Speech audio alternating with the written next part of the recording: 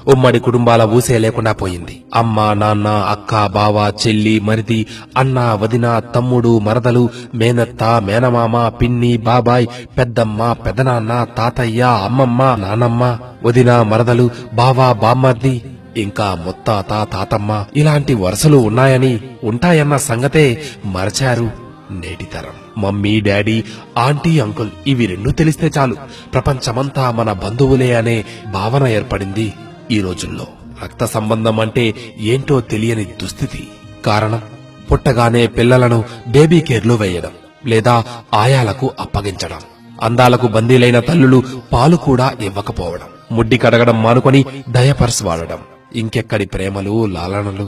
ఇక ఇక్కడి నుండే మొదలు కాన్వెంట్లు, రెసిడెన్షియల్ స్కూళ్లు, ఆ బిడ్డకి ఎవరు చుట్టమో ఎవరు పక్కమో తెలియని పరిస్థితి.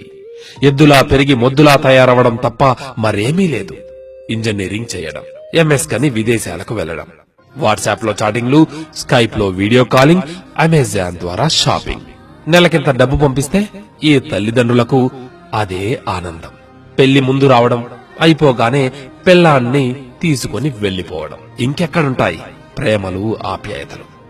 అయ్యా అమ్మా సస్తే తప్ప కనీసం దాయాదులు పోయినా, దగ్గరోడు సచ్చినా దయలేని దుస్థితి, చూడలేని పరిస్థితి. ఇంకెక్కడి బంధాలు, ఇంకెక్కడి బంధుత్వాలు?